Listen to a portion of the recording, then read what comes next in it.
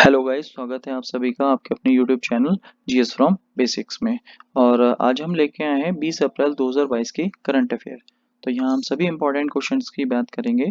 तो चलिए वीडियो शुरू करते हैं। तो पहला क्वेश्चन है हमारा, प्रतिवर्ष विश्व यकृत दिवस का आयोजन कब किया जाता है? तो विश्व यकृत दिवस यानी कि बात आती है लीवर की, तो लीवर डे अगर बात आती है तो 19 अप्रैल को मनाया जाता है। और लीवर से संबंधित अगर बीमारी देखा जाए तो यहाँ पर एक होता है हेपेटाइटिस। तो हेपेटाइटिस जो होता है वो बीमारी हमारी कैसे संबंधित है? लीवर से। लीवर इसीलिए हमारे शरीर का बहुत ही इंपॉर्टेंट अंग होता है। नेक्स्ट अगर इसी में हम बात करें कि कैंसर दिवस कब मनाया जाता है? 4 फरवरी को। और अगर बात आती है मलेरिया दिवस की, तो मलेरिया दिवस हमारा कब मनाया जाता है? 25 अप्रैल को। और साथ ही अगर हम बात करें टीबी दिवस की, तो टीबी जो मनाया जाता है वो 24 मार्च को।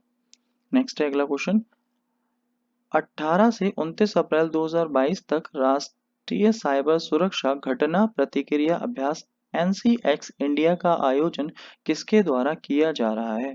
तो ये जो आयोजन किया जाएगा ये राष्ट्रीय सुरक्षा परिषद सचिवालय द्वारा किया जाएगा, और इसके जो अध्यक्ष होंगे वो होंगे अजीत डोभाल। और अजीत डोभाल भारत के मुख्य सुरक्षा सलाहकार भी हैं। और ये इसका आयोजन जो किया जाएगा साइबर अटैक को रोकने के लिए किया जाएगा। और इसी क्रम में अगर हम बात करें कुछ इम्पोर्टेंट हमारे मिशन है, जैसे अगर हम बात करें तो सुरक्षा कवच 2.0। तो ये भारतीय सेना और महाराष्ट्र पुलिस में, स्पेशली पुणे में अगर देखा जाए तो पुणे की पुलिस जो है वहाँ पूना में आयोजित किया जाएगा, और महाराष्ट्र पुलिस और सेना का कंबाइन एक्सरसाइज है। नेक्स्ट अगर हम बात करें डस्टलिक अभ्यास, तो भारत और उज्बेकिस्तान के मध्य में।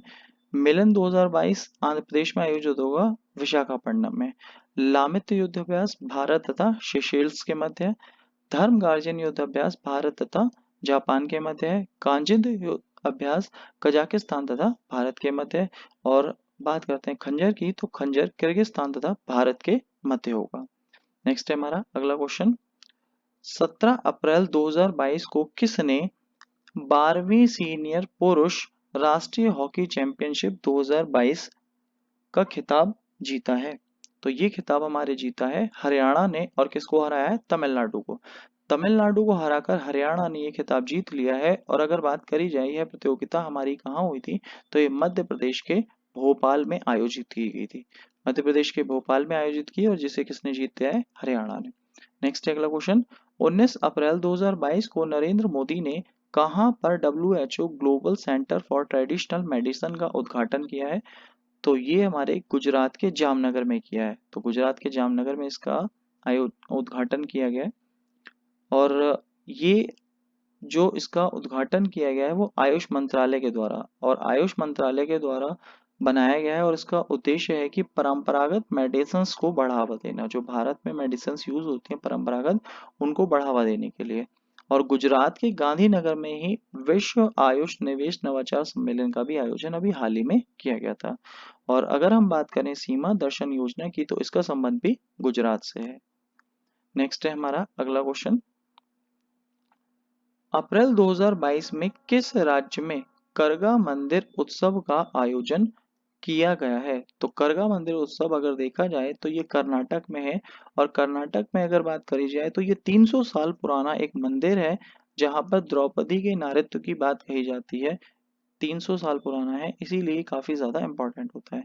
और इसी के साथ अगर हम कुछ और इम्पोर्टेंट बात करें, जैसे लोसर और हेमिस है, तो ये हमारा लद्दाख में मनाया जाता है, क्योंकि हेमिस राष्ट्रीय उद्यान भी हमारा कहाँ है? लद्दाख में। चेरी ब्लॉसम एक त्योहार होता है जो शिलोंग में मनाया जाता है। ओणम हमारा केरल में, पोंगल तमिलनाडु में, बिहू आसाम में। बथुकम्बा तेलंगाना में, नवरोज पारसी समुदाय का एक त्योहार है। छठ पूजा बिहार में मनाई जाती है। रथ यात्रा भगवान जगन्नाथ की है, ये उड़ीसा में मनाई जाती है। कम्बाला त्योहार कर्नाटक में, थाईपुसम तमिलनाडु में, मकर बिलक्कू केरल के शबरीवाला मंदिर में मनाया जाता है। अम्बुबाची मेला असम में लगता है, कामाख्या देवी के मंदिर में, ये गुवाहाटी में है। सिग्मा महोत्सव की अगर बात कही जाए तो ये गोवा में।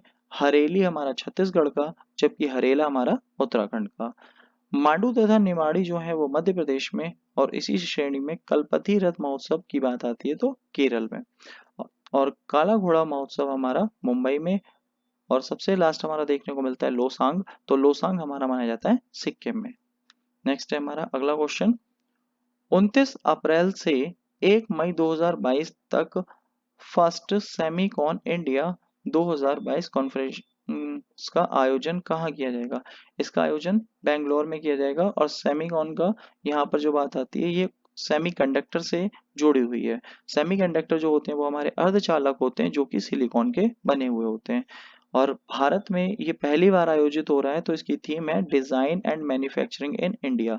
यानी कि जो अब सिलिकॉन चिपें हैं तो वो अब भारत में बना करेंगी, तो उसी के लिए यहाँ पर इसका आयोजन किया जा रहा है।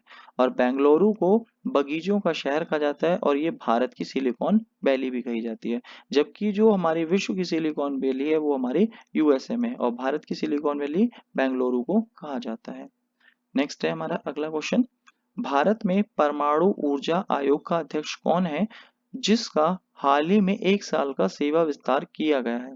तो कमलेश नीलकंठ व्यास हैं, तो इनका 1 साल का सेवा विस्तार किया गया है। नेक्स्ट है अगला क्वेश्चन, अप्रैल 2022 में यूनेस्को ने कितने नए यूनेस्को ग्लोबल जियो पार्क की घोषणा की है? तो इन्होंने अभी हाल ही में 8 नए जियो पार्क की घोषणा की है। और वर्तमान में अगर देखा जाए तो कुल 117 पार्क हैं जो कि 46 देशों में स्थित हैं, लेकिन भारत में कोई भी पार्क नहीं है। ये बात ध्यान रखनी है, भारत में इनकी संख्या कितनी है? 0। और अगर हम बात करें कि भारत में कुल भूवैज्ञानिक विरासत स्थल हैं तो 34 हैं कुल मिलाकर। भारत में अगर देखा जाए कुल रामसर साइट कितनी है? 49। और भारत में कुल विश्व धरोहर कितनी है? 40। भारत में कुल अमूर्त विश्व धरोहर है 14। तथा भारत में जियो पार्क की स्थापना कहाँ करी जाएगी? ये पहला जियो पार्क बनेगा लमेटा जबलपुर। और जबलपुर हमारा कहाँ पर है? मध्य प्रदेश में। और अगर हम नदी की बात करें तो यहाँ पर जबलपुर है हमारा नर्मदा नदी के तट पर।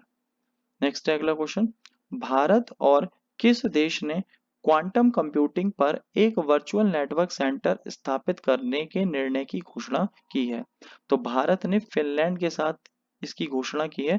और फिनलैंड को झीलों का देश कहा जाता है और खुशहाली इंडेक्स में ये सबसे शीर्ष पर आता है। तो यहाँ पर खुशहाली इंडेक्स में फिनलैंड टॉप पर है। और इसी के साथ भारत में अगर सुपर कंप्यूटर कोई बनाता है तो वो एक संस्था है सीडेक। सीडेक संस्था भारत में सुपर कंप्यूटर का निर्माण करती है। और भारत के कुछ प्रमुख कंप्यूटर हैं, जैसे कुछ सुपर कंप्यूटर परम गंगा ये आईआईटी रुड़की में है, परम शक्ति आईआईटी खड़गपुर में है, और परम 8000 भारत का पहला सुपर कंप्यूटर है। तो ये इंपॉर्टेंट है। आगे नेक्स्ट अगला question, India smart city award प्रतियोगिता ISAC 2020 में किस राज्य को सर्वश्रेष्ठ राज्य का पुरस्कार दिया गया है? तो ये पुरस्कार उत्तर प्रदेश को मिला है। अगर हम बात करेंगे केंद्र शासित प्रदेश की कैटेगरी में तो यही पुरस्कार चंडीगढ़ को मिला है।